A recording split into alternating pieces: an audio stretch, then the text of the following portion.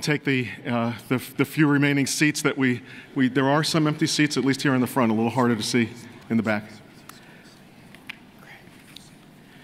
Well, fellow members of the Society for Research on Nicotine Tobacco, I am Mitch Zeller, Director of FDA Center for Tobacco Products, and it is my privilege to introduce the 2018 Policy Theme Keynote Lecturer, FDA Commissioner Dr. Scott Gottlieb, and to moderate this session, which will include time for question and answer after the Commissioner's remarks.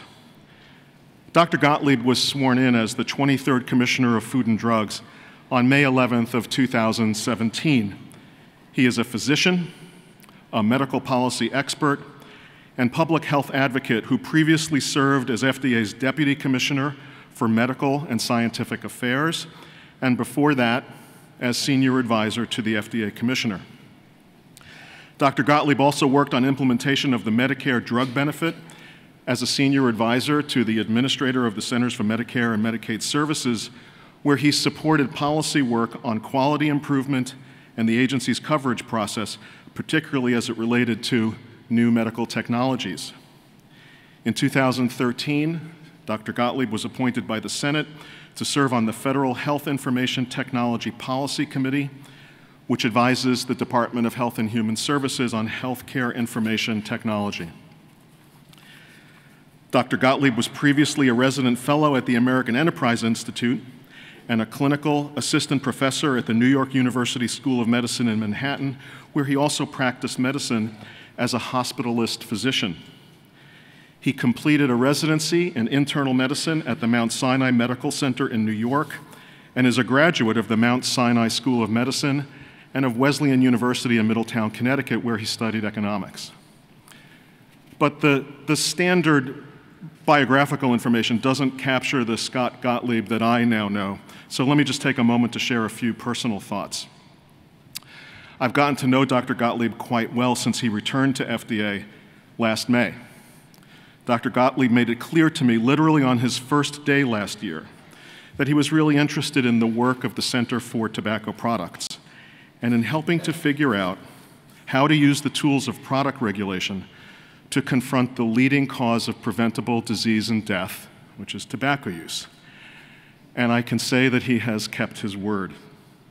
We at CTP spent a lot of time with Dr. Gottlieb in his first few months on the job as he conceived of what is now known as the July 28th announcement on tobacco and nicotine regulation.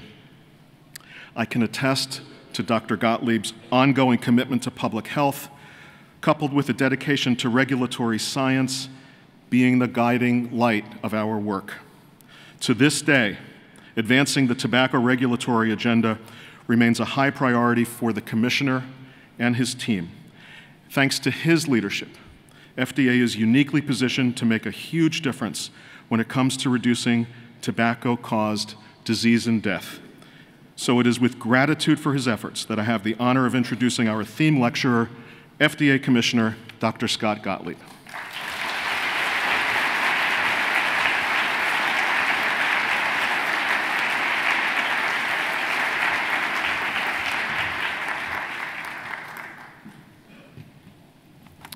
Thanks for having me here today, and thanks for the opportunity to speak.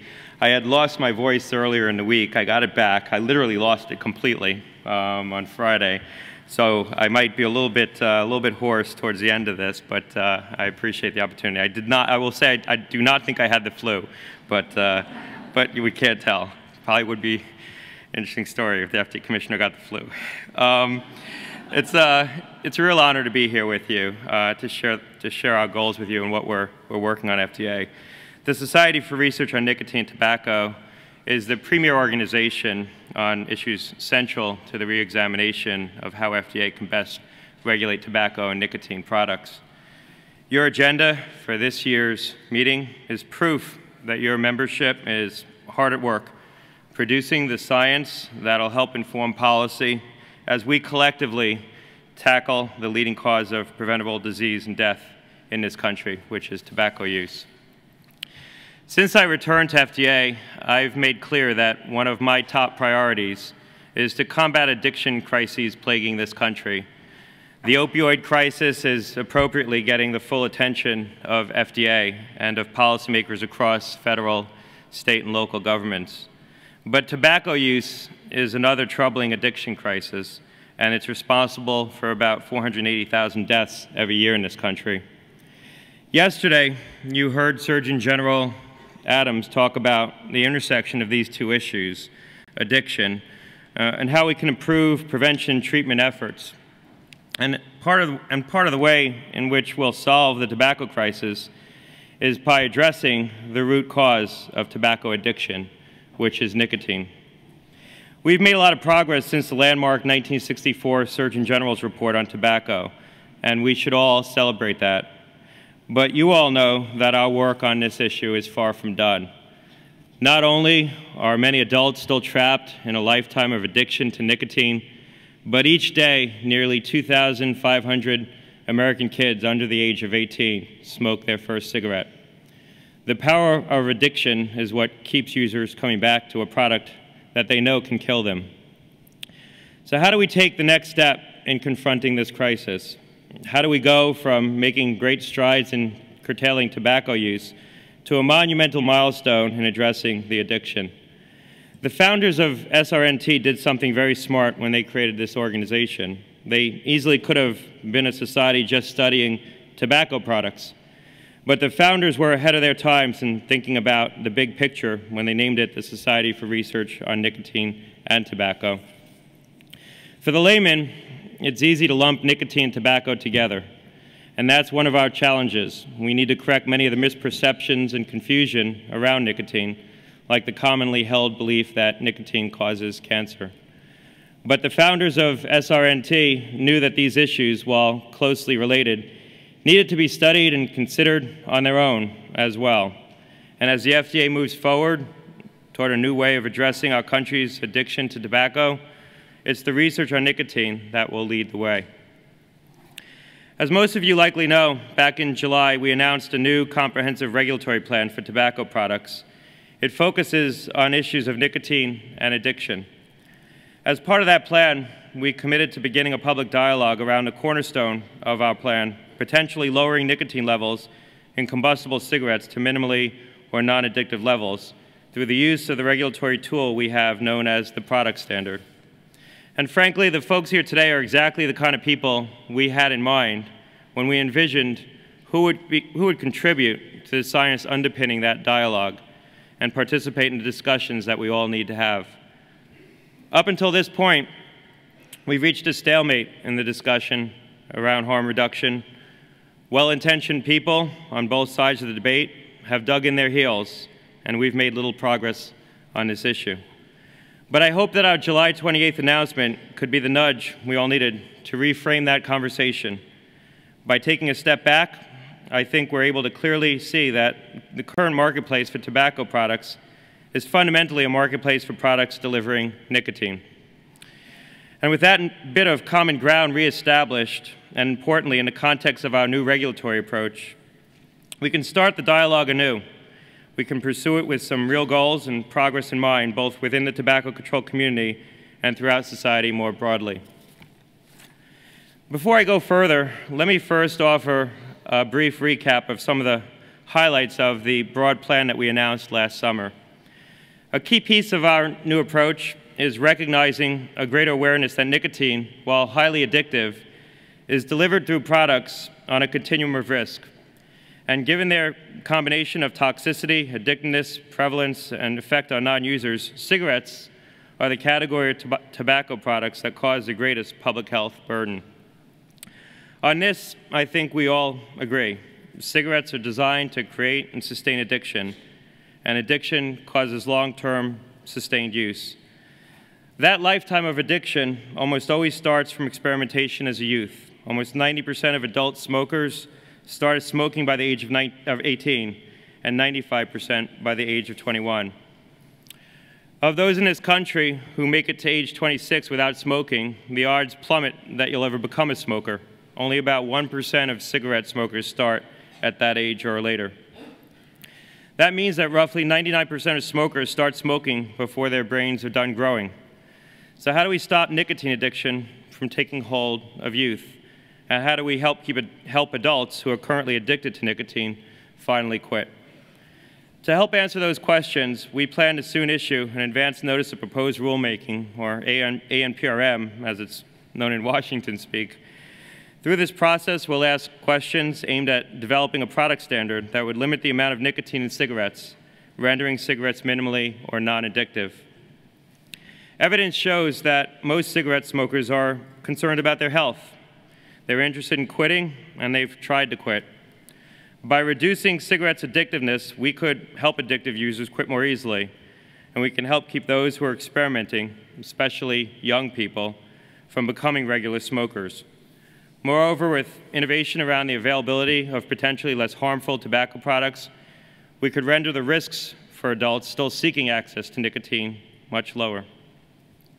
A product standard limiting the amount of nicotine, rendering cigarettes minimally and non-addictive, could help current smokers quit, and such an approach could prevent most future users from becoming addicted and proceeding to regular use. Disrupting that progression is a game-changing approach. It could literally save millions of lives. And that's not just a figure of speech. At this time, I can't provide any additional details on this approach and the details of our rulemaking process, as I know you all appreciate. I need to let that route unfold through an open, transparent process. But I don't think it'll surprise this audience that we believe such a product standard could have a tremendous positive public health impact. And I don't think I need to explain to this group how monumental such a standard could be. So I'll just say that we have an article nearing publication that includes updated modeling statistics for the potential positive public health impact of such a standard, and the results are quite significant. In addition to the first step toward a proposed nicotine product standard, we're also planning to issue 2 additional ANPRMs. One will seek comment on the role that flavors, including menthol, play in initiation and cessation of tobacco products. And with regards to this issue, we recognize that there's a give and take. We've seen evidence that flavors may help some adult smokers, cigarette smokers, switch to potentially less harmful forms of nicotine delivery.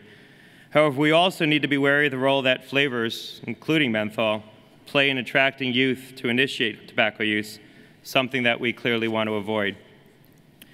Like many complicated issues, it's possible for both things to be true at the same time. I've talked to ex-smokers who've told me firsthand that they quit cigarettes altogether and that they now vape.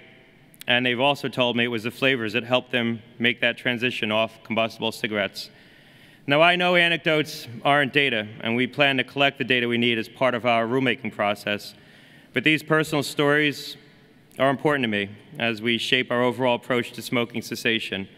And it's important to me that we uphold FDA's responsibility to consider both sides and to issue regulations based on the net impact on the public health. The other ANPRM would seek additional comment and data related to premium cigars, an issue that, as you know, continues to draw interest. Here we plan to seek information on how we might define and regulate premium cigars, taking into consideration the health effects of these products and their patterns of use. In addition to the 3 ANPRMs, we've also revised compliance deadlines for so-called deemed products on the market as of August 8, 2016. Under these new deadlines, applications to market such newly regulated combustible products, such as cigars and pipe tobacco and hookah, would be submitted by August 8, 2021. And applications to market newly regulated non-combustible products, such as electronic nicotine delivery systems or e-cigarettes, would be submitted by August 8, 2022. The extra time provided by these deadlines will allow researchers to advance or finish their work. It will allow industry to ultimately submit more accurate and complete product applications, and it will give FDA time to develop and establish certain policies and foundational regulations. For example, between now and 2021, FDA intends to explore developing additional product standards or other regulations for known public health risks, including battery safety issues for ends and children's exposure to liquid nicotine. In that time, we also intend to issue several foundational rules outlining the information we expect to be included, in substantial equivalence reports in pre-market tobacco applications and in modified risk tobacco applications. We also intend to finalize guidance on pre-market tobacco applications for ENDS products. While much of the media coverage of our plan has understandably focused on the nicotine product standard and our efforts to direct it at the most harmful end of the continuum of risk, we're also committed to making improvements on the other end. This includes more progress on safe and effective cessation products such as nicotine gums and patches and lozenges. We recently formed the Nicotine Steering Committee. It's a collaboration between the Center for Tobacco Products and the Center for Drug Evaluation Research and my office.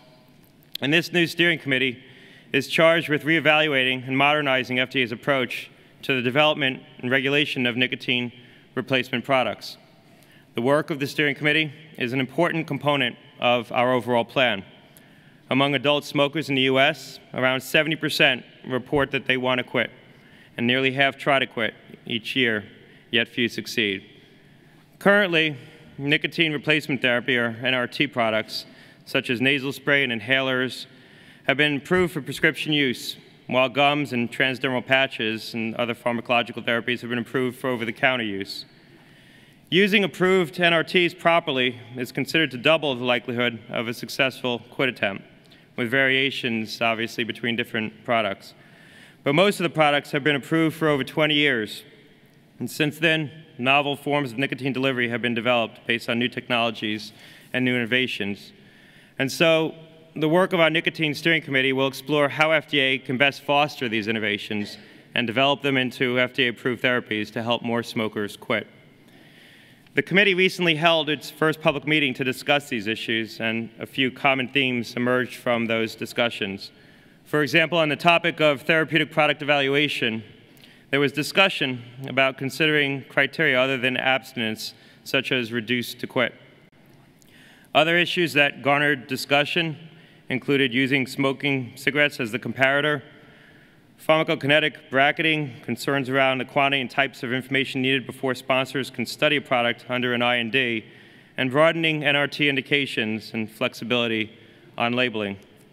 This week, we opened a public docket to solicit comments on these and other issues relevant to the work of the committee. And for those who couldn't attend the public meeting, the sessions were filmed and they're posted online, available on a webcast on FDA's website. And so I encourage you all to take a look at the materials and hopefully comment on the docket before April 16th to help FDA's Nicotine Steering Committee advance the agency's regulatory agenda in these regards. The ANPRMs, the committee meetings, and revised deadlines represent the regulatory side of our efforts, but the FDA is also engaged in campaign efforts to educate the public, particularly youth, about the dangers of tobacco products. Although our understanding of harm reduction acknowledges that products fall in a continuum of risk, there is one thing that I think all sides and everyone can agree on. It's that no youth should ever start using any tobacco product. To that point, CTP's award-winning public education efforts will continue to be refreshed with new and creative spots. In just a few years, we've already seen encouraging public health benefits from these campaigns, which include The Real Cost and Fresh Empire and This Free Life. The FDA's first public education campaign, The Real Cost, has prevented nearly 350,000 youth aged 11 to 18 nationwide from smoking between 2014 and 2016. And while our regulatory work towards policies that decrease the appeal and toxicity and addictiveness of tobacco products continue, these public education efforts are all out in the field right now. They're creating awareness of the risks, and they're driving behavioral change. And now, for the first time, we're expanding The Real Cost to specifically target youth use of e-cigarettes or other ends through a campaign advertising. A few months ago, we launched Hacked, a new ad under the Real Cost umbrella. Hacked is a first for FDA. It's currently running via online video and radio ads appearing on platforms used by teens, including YouTube, Hulu, and Spotify. Later this year, we also plan to launch a full-scale campaign focused on use of e-cigarettes and other ends. Because while we fully recognize the potential some of these products may have in transitioning smokers away from the most harmful forms of tobacco use, we also must redouble our efforts to prevent youth from ever initiating with them. Our campaign efforts aren't limited to preventing youth initiation. We also launched a new adult smoking cessation education campaign called Every Try Counts. This campaign's goal is to encourage cigarette smokers to quit by offering messages of support. To do this, the campaign is designed to reach smokers in some of the locations where they face a multitude of triggers and cigarette advertisements, such as at gas stations and at convenience stores. Every Try Counts ads are now displayed in 35 counties across the U.S. And now for a closer look at an Every Try Count campaign, I'd like to cue up a short video for you all. If we have that ready. Each year, cigarette smoking kills 480,000 Americans. 2 out of 3 adult smokers aged 25 to 54 in the U.S. say they would like to quit smoking. Over half of them attempted to quit in the past year. Almost all were unsuccessful. Smokers told us they feel hopelessly stuck in an endless cycle where they can't succeed. I want to be there for my kids, and hopefully some grandchildren. I am tired of being controlled by a cigarette. They are surrounded by smoking. Their friends and family do it, and they use cigarettes to deal with everyday stress. And every time they stop at a gas station or convenience store, the triggers are right there tempting them. You go into a store and make a purchase or something, and when you look up, what do you see? Cigarettes. Even when I wanted to quit, they were coming at me. The Every Try Counts campaign targets these smokers who want to quit. The campaign uses a positive voice that talks to smokers right when they need it the most, at the point of sale, where the majority of cigarette purchases are made. The campaign reframes past quit attempts not as failures, but as necessary steps toward success. Research shows that it takes smokers multiple attempts to eventually succeed, and by practicing the quit, they can increase their chances of quitting for good. Quitting can be extremely difficult, leading smokers to feel hopeless and discouraged. Based on a strong scientific foundation, the campaign's positive, inspiring tone encourages these smokers to not give up. Every time you finish a pack is a chance to become a non-smoker. This moment can be the start of something new, like your next quit attempt. You aren't smoking right now. Great job, keep it up. Every time you put out a cigarette is a new chance to try quitting again. You never truly failed at quitting if you're still trying. If at first you don't succeed, try again. The campaign also extends beyond the point of sale to reach potential quitters with online ads, radio, and mobile placements that drive to everytrycounts.gov. The website features dedicated quitting tools such as text message programs to build quitting skills, an app to track smoking triggers, and an online chat where smokers can talk to trained cessation counselors. All these help smokers get ready for their next quit. By celebrating each quit attempt, the campaign gives smokers hope that their next try will be different, instilling the belief that each time they put out a cigarette is a step closer to quitting for good. Here's what a few people had to say. After seeing these ads, I feel confident that I'm not alone in my struggle. It makes me really want to give quitting a chance again. Just because I haven't succeeded at quitting doesn't mean I'm finished trying. Because every try counts. I'll just say on a personal note, I think that these ads are one of the great achievements of FDA, and I think that their impact should not be understated. When I came to the agency and I was briefed on them for the first time, and Mitch Zeller showed me ads from Fresh Empire, I told him that I was embarrassed I had never seen them before, and he said, no, that's a good thing, Scott. It's a good thing you haven't seen them. It means we're targeting them appropriately. So I'm clearly not watching the right medium, which is a good thing. But they have had a tremendous impact, and I think that it's a monumental achievement of the folks in CTP, what they've done with the advertising resources that we have available to us. And so as you can see, these public education campaigns are informed by a lot of good research and creatively designed and executed.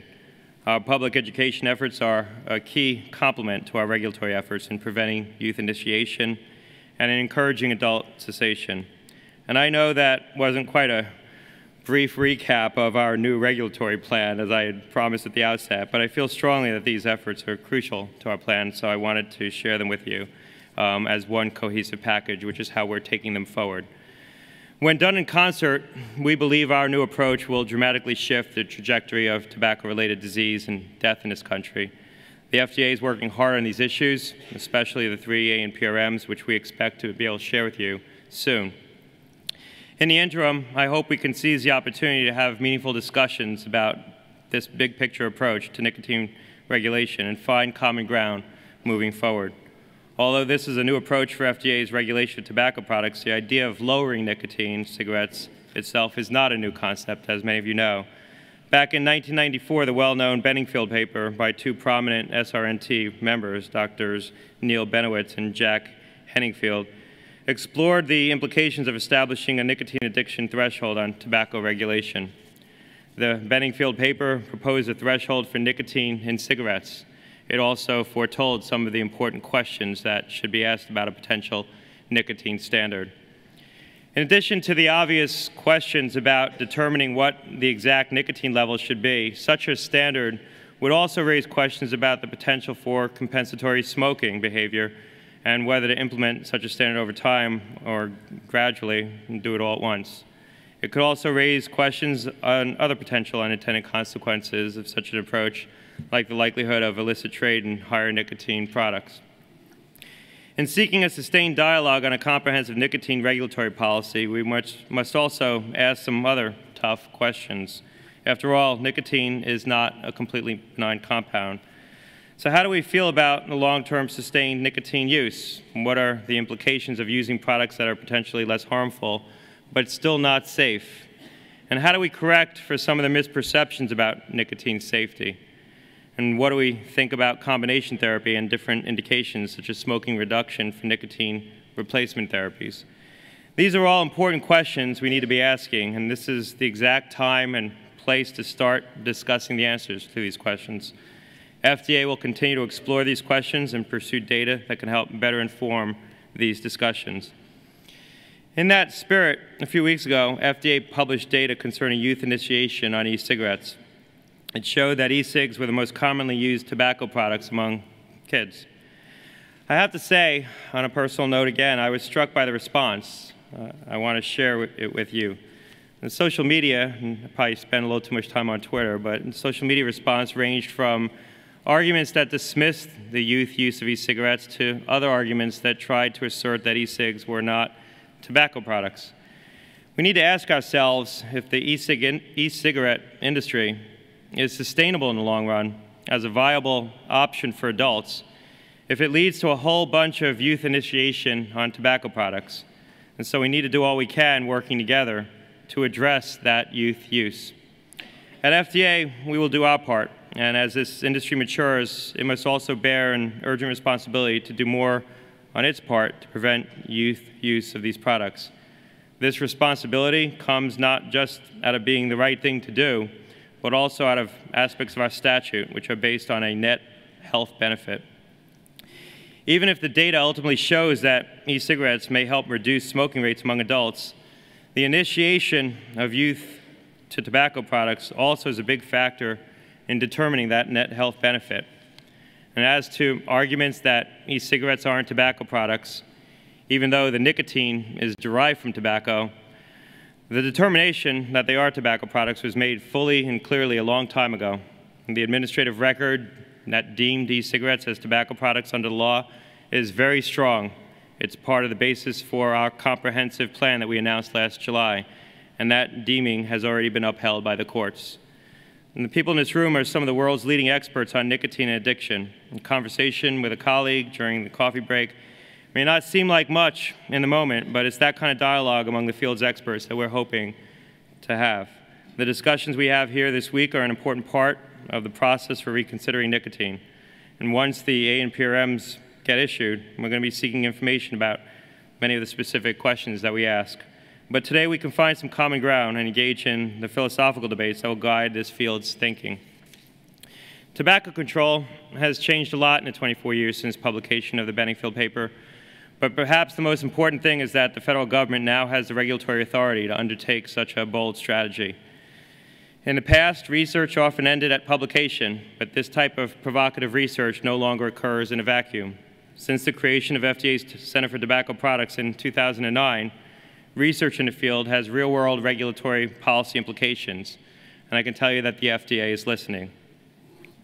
The groundbreaking research being done by all of you can strongly inform the policies and regulations that we issue and enforce in this country.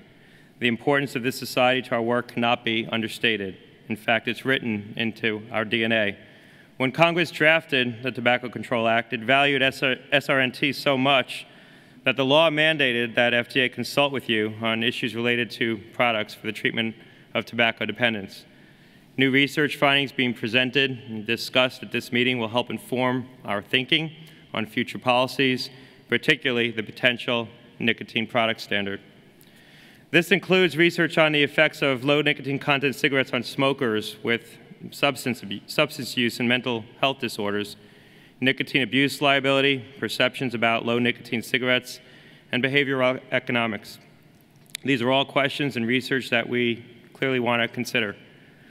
Our regulatory thinking is guided by the best available science, and it's the work of your membership that's making important contributions to the science base that we rely on. Research findings have been published addressing several important areas, such as the randomized trial to assess nicotine exposure, dependence, number of cigarettes smoked, and compensatory behavior. Research on the effects of low nicotine content cigarettes on individuals who try smoking for the first time, and the effects of a gradual versus immediate implementation of nicotine reductions were other key areas that were obviously important to our thinking. The dissemination of your work and research only begins at the peer review publication process. Your efforts can literally be the source for a milestone policy in public health, and participation in the regulatory process can also extend beyond conducting research. In 2010, SRNT was a co-petitioner on a citizen's petition to FDA regarding the regulation of over-the-counter NRT products. The petition requested, among other things, that comparison for NRTs should be cigarette smoking, that package labeling for NRTs should allow for combined use of NRT products, and that labeling should be amended for NRTs to not limit use at 12 weeks, and that package labeling should be amended to not warn against continued smoking while using NRTs. FDA listened to these issues, and several of the issues raised in this petition directly resulted in change. In response, FDA issued a notice announcing modifications to labeling for NRTs for over-the-counter use. The changes allowed, based on sponsor submissions for modifications or deletions, to be made to labeling statements regarding concomitant use of OTC NRT products with other nicotine-containing products.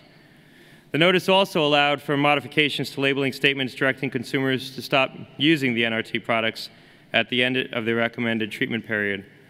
These are real-world, applicable examples of how the members of SRNT, by proactively engaging in the process, can use science-based evidence to contribute to our regulatory policymaking. By presenting FDA with the latest research on a topic, this organization was able to jumpstart policy change that will help smokers in this country who are trying to quit. And as we move forward on a framework for regulation of nicotine and tobacco, there are many more opportunities for science and for your science to inform policies that save lives. For example, the same week that the Nicotine Steering Committee's first public meeting last month on encouraging innovation in NRTs was held, we also held the Tobacco Product Scientific Advisory Committee's public meeting on the modified risk tobacco product application by Philip Morris for its heated tobacco products. By law, these meetings are open to the public, and we encourage participation from all sectors, including the research community. FDA is deeply committed to public participation in our regulatory processes. Your research and your recommendations and your opinions do not fall on deaf ears at our agency. The process for issuing rules and regulations is a participatory one, and we welcome and encourage your involvement. Compared to other government agencies and centers, CTP is still a newer regulatory body inside FDA, and so many of the policies we'll enact in the next several years are foundational in nature and will pave the way for the future tobacco regulation in this country. We're exploring new and exciting concepts such as the nicotine product standard, But as I've mentioned many times before, our policies can only go as far as the science takes us. So my hope for all of you today is that you continue doing your research that you've been conducting for the last several decades, but take your findings a step further from publication to participation with us. When we issue proposed regulations, I hope you'll submit your research to the docket as a comment, and when we hold public meetings, I hope you'll share your ideas with us. By actively engaging in the regulatory process, you can help ensure that your research has the power to save lives. FDA is embarking on a path to solve the tobacco addiction crisis in this country, and your research guides that way. So I want to thank you all for having me here today. I want to thank you for continuing to inform us, to support us, to inspire our efforts and save lives from tobacco use in this country. Thanks a lot.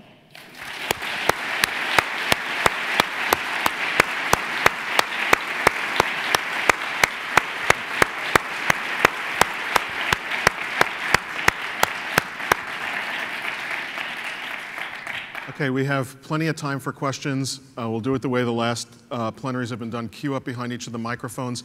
Questions only, try to keep them short.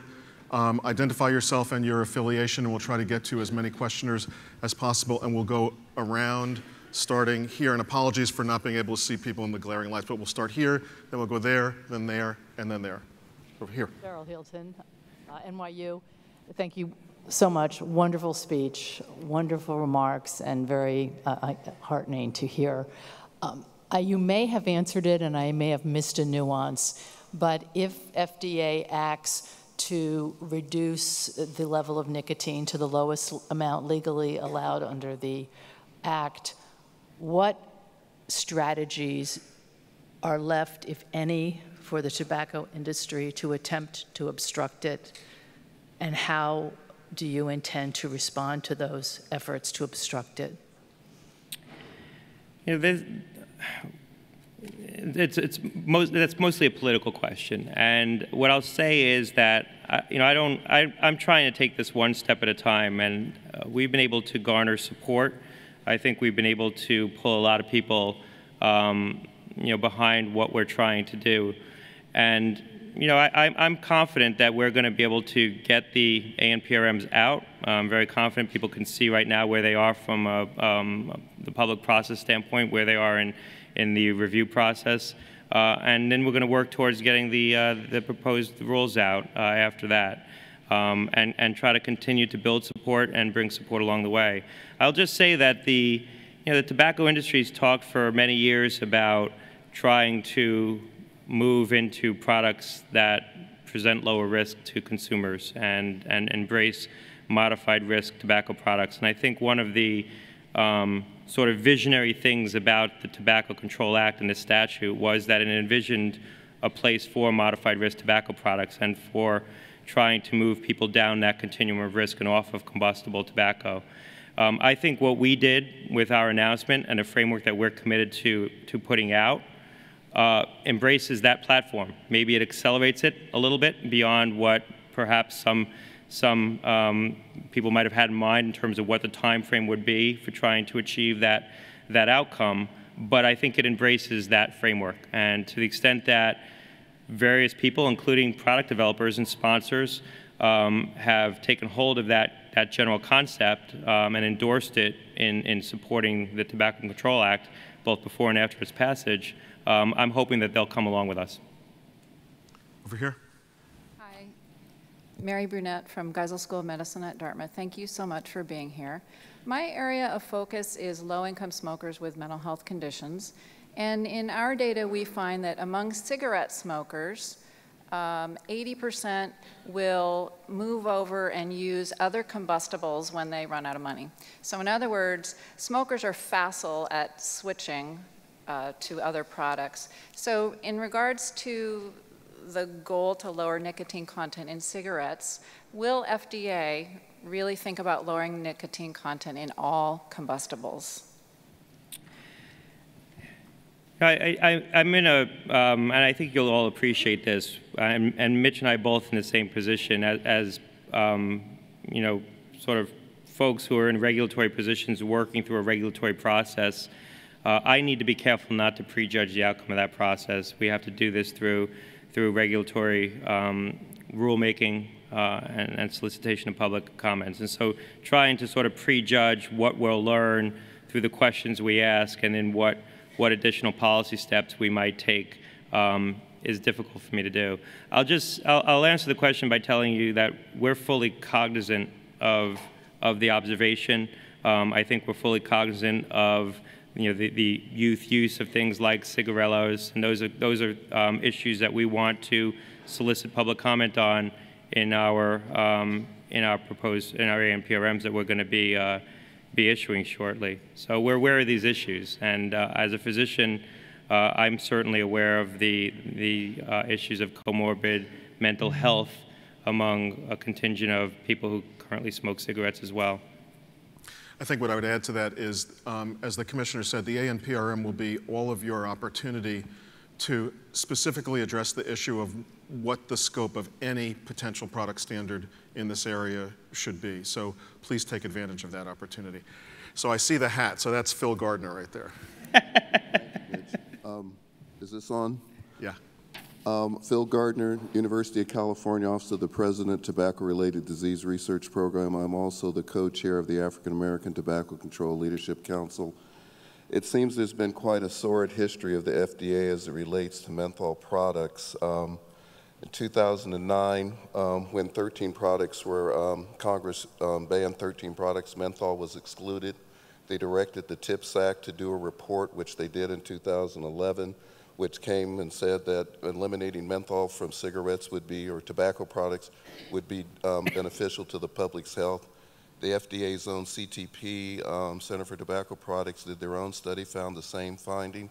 Indeed, the deeming regulations of 2016 actually called for the removal of flavors in menthol. Those words were actually redlined and deleted by the Office on Management and Budget. Here we are some 10 years into, or 8 years or 9 years into FDA's oversight of this. I want to implore you that it's very important. While I think there is anecdotal evidence that flavors have helped some people change, the overwhelming evidence of menthol use, frankly, is that hundreds of thousands of African Americans have died over the last half a century using these products that have been specially marketed to them.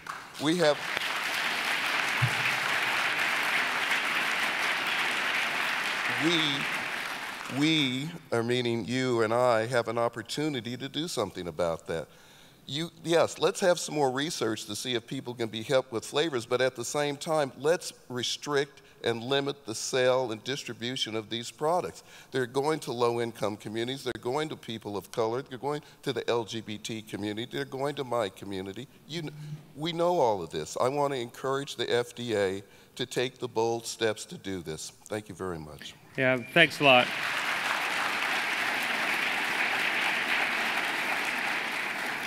I certainly appreciate your comments very much, and I'm well aware of the data with respect to flavors, menthol, and some of the flavors in other combustible tobacco, and issues around both disproportionate use in the African American community by menthol, as well as disproportionate use of flavored products for youth who initiate on tobacco.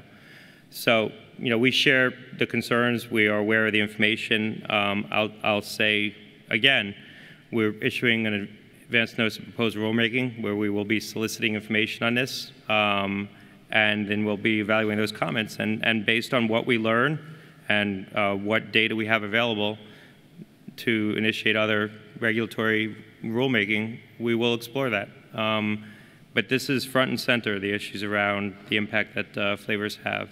And while, in my remarks today, I talked about flavors in the context of ENDS and the e-cigarettes potentially being a vehicle to help smokers transition off of combustible cigarettes, and I think that there is data to support that. There's certainly anecdotal data to support that, and there is some data to support that the flavors do help some smokers transition off of combustible cigarettes onto what could be modified risk products.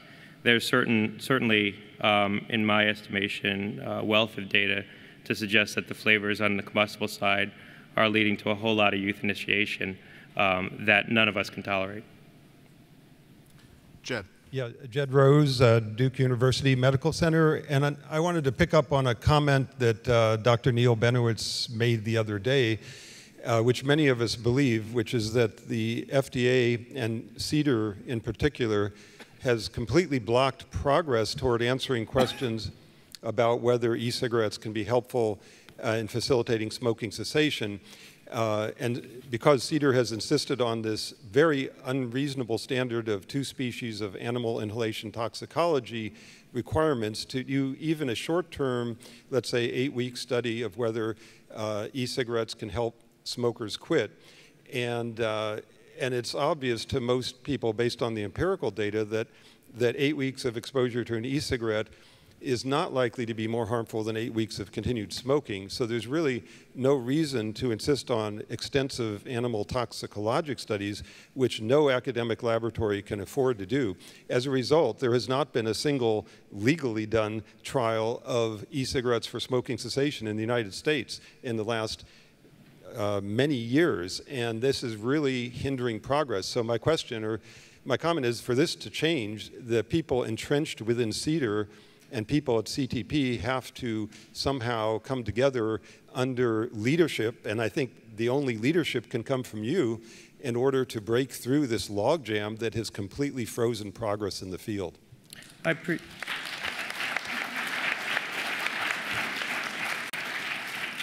You know, I've interacted quite a bit with the folks in CDER who work on these questions, and I think that they're open-minded about them. I think that what it's going to require to have a broader dialogue around these issues is just a renewed focus on trying to move these opportunities forward. And that really was the genesis of the Nicotine Policy Steering Committee. That reports directly to me. It's the center directors, Mitch Zeller, Janet Woodcock, Rachel Sherman, who's the principal deputy commissioner and a 30-year veteran, 25-year veteran of the agency. Very senior folks involved in trying to look at ways that we could advance a different policy framework to do things like open up the opportunity for, potentially an e-cigarette to be regulated as an OTC product, or at least evaluated that way, so that we can get a better assessment of the long-term safety and benefits of such a product positioned that way in the marketplace, and really do a proper evaluation. I'll just tell you, and my press folks are going to wince because I'll make a little news today, but one of the things that we're going to do as part of this process is put out a guidance that directly addresses the toxicity issues associated with inhaled nicotine products like e-cigarettes. So that's something that we're going to be looking at as part of this process. And so when that draft guidance is developed, and it's going to take some time, so it's not something that we're going to be able to get out in the next couple of weeks, but it's something that we're committed to doing. When that does come out, I hope you'll take the opportunity to comment on it. Hope we get it right. And speaking of Neal? I'm Neal Benowitz from UC San Francisco. And I was actually going to make the same comment as Jed made, so instead I just want to thank you and Mitch and CTP for embracing this comprehensive nicotine approach. And just to put the context, Jack Henningfield and I started working on this question with David Kessler when he was FDA commissioner. And he took the bold step of saying a cigarette is a nicotine delivery device, it's a drug, and therefore FDA should regulate it. And most of FDA, it's my impression, was not interested at all. But David Kessler was extremely bold, and Jack and I, working with David, basically came up with this concept. And I just appreciate your boldness for carrying forth this and making it something that's closer to reality. So since Jed said what I was going to say, let me just thank you. Well,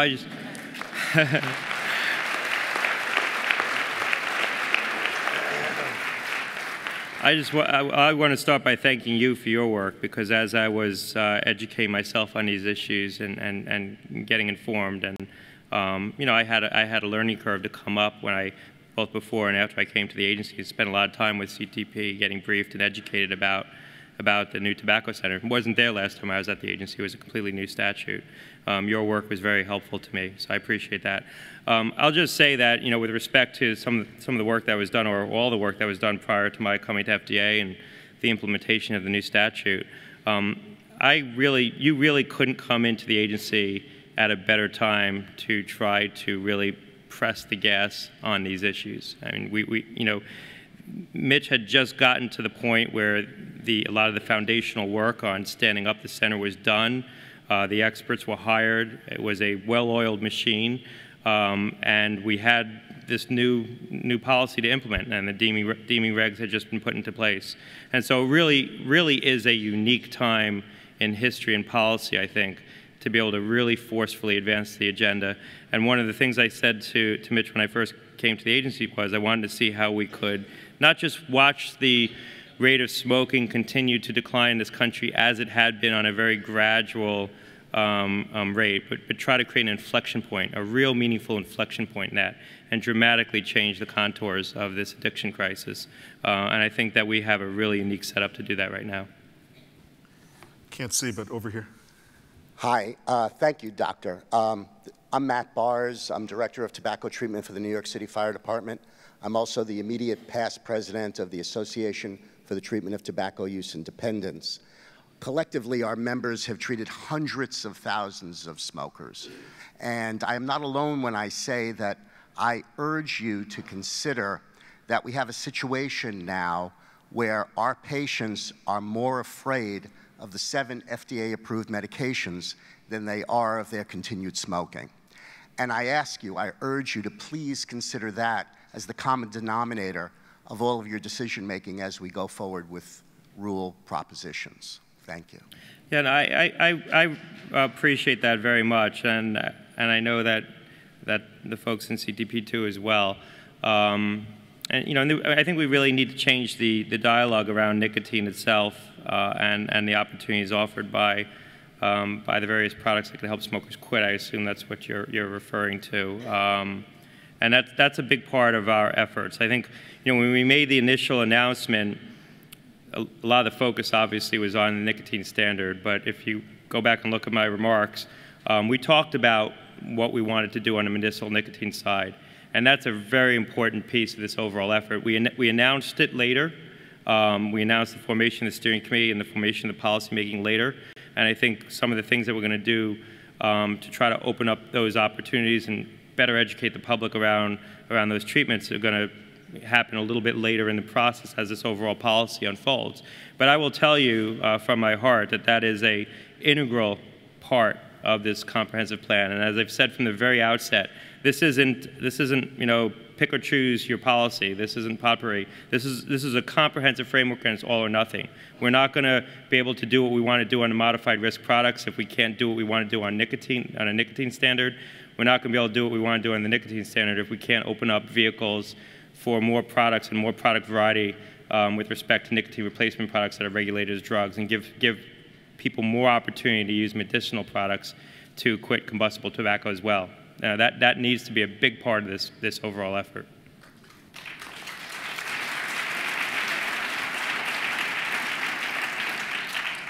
And if we can break the logjam on the harm reduction and e-cigarette debate with a sustained national dialogue on all of these things, then that will give us the best chance of succeeding. And so part of what the agency is throwing down is a challenge to civil society to step up to the plate and play a leadership role in the dialogue. It's not so much about taking a position on this or that, it's where will the opportunities be on a sustained basis to ask what the Commissioner's been describing as some tough questions about nicotine, especially if we can get away from the debate that's been taking place in the States for the last decade or so, simply on the pros or cons of harm reduction or the pros or cons of the latest technology. There. Hi, I'm Jill Williams. I'm from Rutgers in New Jersey, and I wanted to piggyback in some ways on what Matt asked about OTC products. I appreciate your comments and the hard work of your agency, and reading between the lines, you seem to suggest more OTC products becoming available in the future, changing the licensing. But there's still a big gap that I wanted to mention, which is access. When you think about who smokes in this country more than any other groups, it's the poor and the mentally ill. These are people who have tremendous barriers to getting OTC products, and in fact, more OTC products essentially may not reach their hands. The gatekeeper for OTC products essentially are CMS, Centers for Medicare and Medicaid, which is the primary insurers of these groups. And so I understand that's not within your jurisdiction, but I would suggest perhaps consider an interagency work group where you might bring CMS in, because there's still not access to OTC products through Medicare, and the difficulty with Medicaid is that the policies have to be written 50 times because there's currently no federal mandate.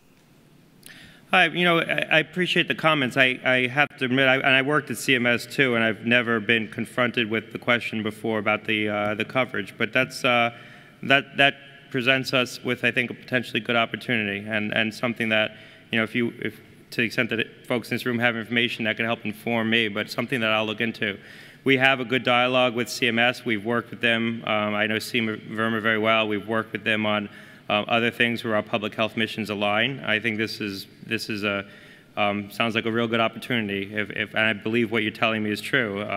But if that is the case, and I believe it, this sounds like a really good opportunity. And with respect to the Medicaid, you're right. You're subject to the state rules, but there are things you can do federally also to try to encourage states to adopt certain policies. And there's certainly things you could do in the context of Medicare Part D. There was a proposal put out today by the American Medical Association to try to create a protected class within Part D for medically assisted therapy for opioid addiction. And to the extent that we're thinking about addiction crises more generally, you could think of trying to create that protected class more broadly. So there are policy vehicles moving and policy opportunities being discussed where I think that a dialogue around coverage for NRT could be factored in. It's a little bit of a complexity with respect to coverage for OTC products under those programs, as you know, but there are ways to achieve that. We did it when I was at Medicare for certain classes of drugs. There are ways to address this. I think we have time for one last, hopefully short question. I've been thrilled with the public education campaigns, and I was wondering about their potential to target provider behavior, because most people go to their physicians, most tobacco users, cigarette smokers, and they walk away without a script for any kind of care. Providers don't understand the benefits of these treatments. They think it's a matter of willpower for quitting, or that smokers don't even want to quit. And they don't understand that a lot of people have really great coverage. They don't know that people have coverage if they can just write the script even for over-the-counter stuff. So I think you could actually make some change there right away with provider behavior. I appreciate the comments. I don't know if you... We're trying to work with medical societies and organizations to get these materials into their hands. They are a conduit for what are mostly consumer-focused materials, but to the degree that we also enlighten that conduit wherever they are on the spectrum of healthcare professionals, we are open to that. Please bring the suggestions to us. Yeah. Well, so could I just ask? Sure. Very quickly, Stan. So anyway, emphasis on quickly. Yeah, it is quick. So I'm Stan Glantz from UCSF, and I want to pick up on this issue of over-the-counter NRT as part of a comprehensive nicotine policy. I think there's no question that the NRT used properly in consultation with counseling and support works very well. There's also very strong evidence that without the counseling, it actually depresses quitting. This is something that tobacco companies figured out in the 90s. And so what kind of things could you be doing while expanding availability of these proven products to make sure they're actually used in a way that they'll be helpful and not harmful? And one idea we suggested, which I don't know is the best thing, would be to put them back under prescription where they had to be used in a supervised way.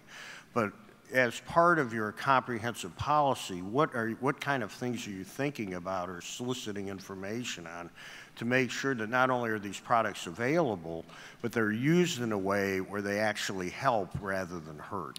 We face a similar challenge with respect to trying to address MAT in the opioid context, because while MAT could be very effective in the treatment of opioid addiction, it's not nearly as effective if it's not done in the context of proper psychosocial support. And I appreciate that the same things are true in this context as well, to obviously a different degree and with a different complexion associated with it, but the same underlying issues relevant. I will just say I don't think the answer would be switching these back to prescription only. That doesn't, first of all, it doesn't guarantee that the counseling is going to be provided just because it requires a doctor's prescription. I think what we need to be doing is talking to providers and working with medical societies to get these products used in an appropriate way, get guidelines written, try to promulgate those guidelines, try to potentially even incorporate them into product labeling. That's what we're doing on the MAT side, and I think that there are a lot of analogies here where we're trying to get product labeling changes to make the recommendations around the support in the context of the administration of the product. And then there's issues around coverage, and I appreciate the comment here today. It could be another arrow in our quiver to try to work with CMS and work with the Surgeon General to see what we can do on the provider side and on the coverage side to try to address these issues. I just want to thank you all for having me here today. This group is extremely important to us, and the scientific work that I hope will be done to help support some of these ideas, these questions, these challenges is also extremely important to us. I do hope you all comment on the docket, submit information as these ANPRMs and other guidance documents come out, as we have Part 15 hearings and other open public forum. I can tell you it's sometimes, it all sounds very bureaucratic, and it's sometimes hard to appreciate how important that information is to us. But I can tell you in a very practical, tangible way, it changes our thinking and it drives us in new directions. And we constantly get brand new ideas that we might not have thought of but for someone coming to a Part 15 hearing or submitting comments to a docket. I personally read these things. They are extremely helpful to all of us. And so I appreciate all your participation as we go forward. Thanks a lot.